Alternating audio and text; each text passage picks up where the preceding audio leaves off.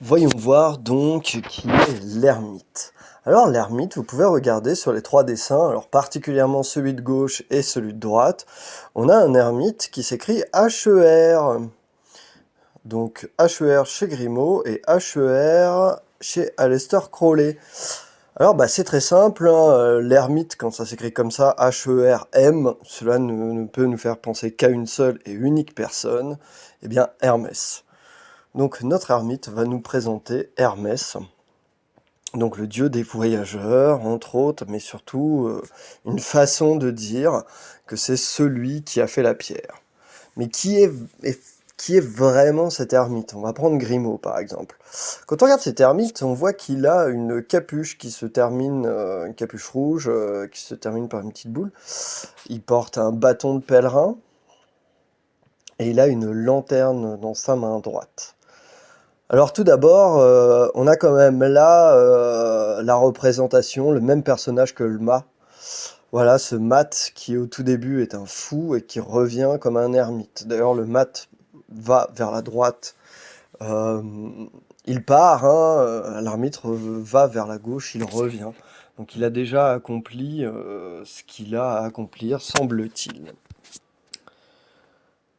Donc il porte une lanterne. Alors il porte une lanterne sur on va dire sur les trois images, il porte une lanterne, que ce soit le Grimaud tout à gauche, l'ermite de Verst au milieu, ou encore ce fameux joyau illuminé pour Aleister Crowley, il s'agit d'une lanterne.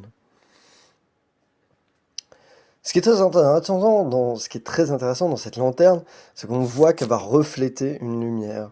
Et cette lumière, on va la retrouver quand on prend par exemple Grimaud, on voit une lumière rouge. Et ben, on va avoir une lumière rouge, enfin un pourtour rouge, ainsi qu'une lumière jaune sur les tours. Et ben, on voit que l'intérieur de son manteau va être jaune et que le restant de ses habits vont être rouges. Alors le rouge, ça peut être l'œuvre rouge et le jaune représente l'or, le soleil. Voilà, donc là on a véritablement quelqu'un qui a œuvré, qui a fait la pierre. Il revient, il est sage, on le voit, hein, sa tête est toute blanche, il porte une barbe blanche dans l'ermite de Verse.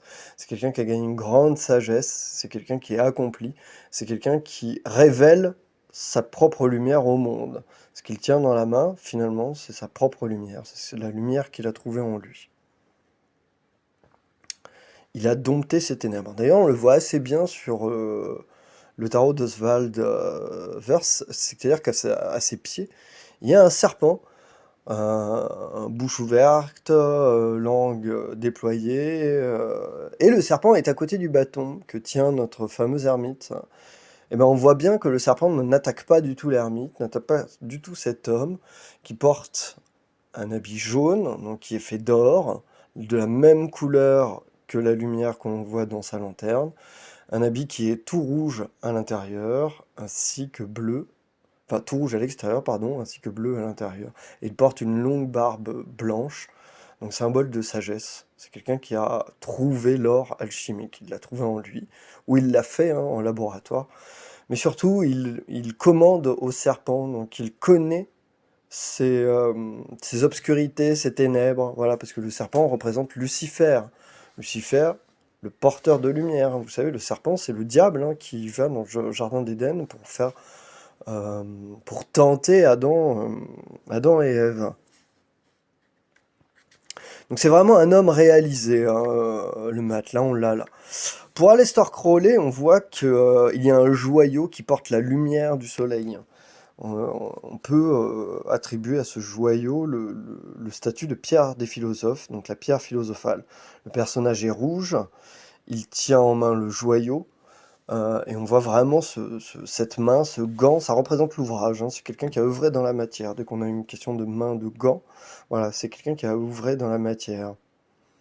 Et il a Cerbère à ses pieds. Alors, c'est très intéressant d'avoir Cerbère à ses pieds parce que c'est le gardien des enfers. Cerbère a l'air très enjoué hein, sur le dessin, sur l'imagerie. Il n'a pas l'air du tout méchant, il a les bouches fermées, il regarde l'or. Il a l'air relativement content en fait, hein, Cerbère. Donc c'est vraiment la représentation de la personne qui a dompté ses enfers.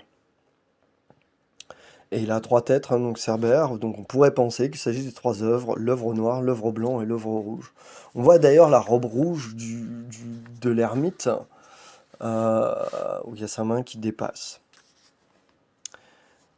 On se rend compte aussi que la matière est fécondée, parce que sur la gauche, chez Crowley, on a un espèce de spermatozoïde qui remonte en direction de cette œuvre. Donc cela nous dit que la matière est fécondée et qu'elle est prête à donner ses graines. D'ailleurs, si on regarde tout autour de ce personnage-là, on a un champ de blé. C'est très intéressant comme imagerie, ainsi qu'un œuf ou une pierre jaune entourée d'un serpent. Alors ça fait un peu cette carte-là de Crowley, cette illustration-là, fait penser un peu à Perséphone. Alors Perséphone, c'est la femme du dieu des enfers, et c'est celle qui va remonter à la lumière aussi. Elle est donc l'incarnation de la transmutation des ténèbres en lumière. Voilà, elle a été kidnappée par Hadès, et Hadès la garde pour femme, et grâce à Zeus et sa mère Déméter, il lui est possible de revenir au printemps sur Terre à la lumière. Et ça va être un personnage qui va naviguer entre le bas et le haut, entre le royaume des enfers et le royaume de la lumière. Voilà, donc vraiment cette lame-là, chez Crowley, peut être en très grand rapport avec Perséphone. Donc là, on a véritablement affaire à notre mat, notre fou transfiguré, notre fou transmuté. Il peut aller dans le monde avec sa lumière intérieure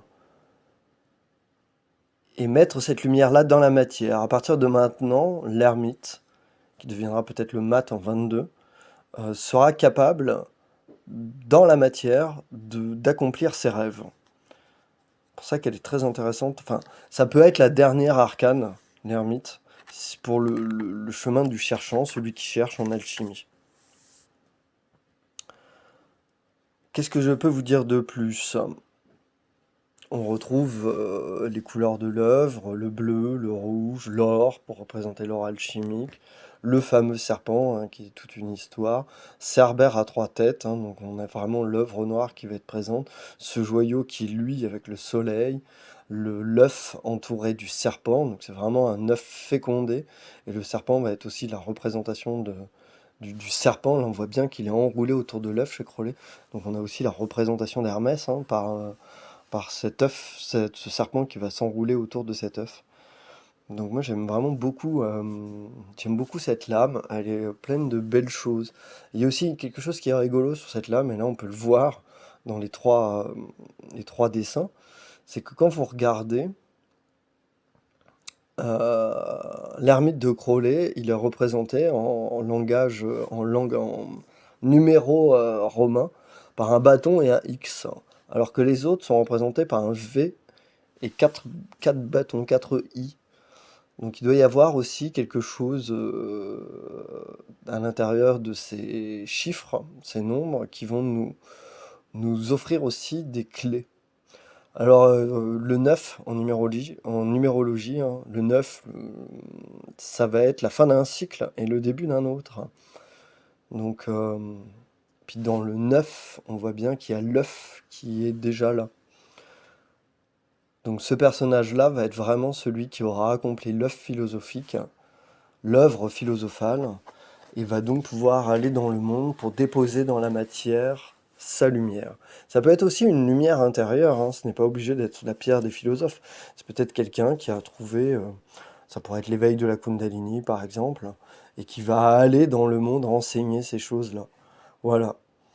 Il a gagné en sagesse, il est prêt et il va montrer au monde cette lumière-là. Et là va être un peu, vu qu'on est sur le 9, va être un peu la fin de l'œuvre, mais aussi le début. C'est-à-dire une fois qu'on a cette lumière intérieure, qu'on l'a découverte en nous, qu'on l'a révélée, qu'on a fait la pierre philosophale, qu'est-ce qu'on va en faire? Voilà. Ça va être la grande question de l'ermite. Qu'est-ce qu'on va faire de cet ouvrage, de cette lumière qui est en nous? Est-ce qu'on va décider de rentrer dans une voie de pouvoir, ou est-ce qu'on va plutôt décider de servir? Est-ce qu'on va décider d'asservir, ou est-ce qu'on va décider de servir le monde? Voilà, bien des questions qui resteront sans réponse ce soir et que ce sera à vous de vous faire une petite idée si vous êtes sur la voie et de comment, une fois que vous arrivez à ça, comment vous souhaiteriez l'utiliser. Je vous remercie d'avoir écouté cette vidéo. Je vous dis à très bientôt pour de nouvelles aventures alchimiques et du tarot.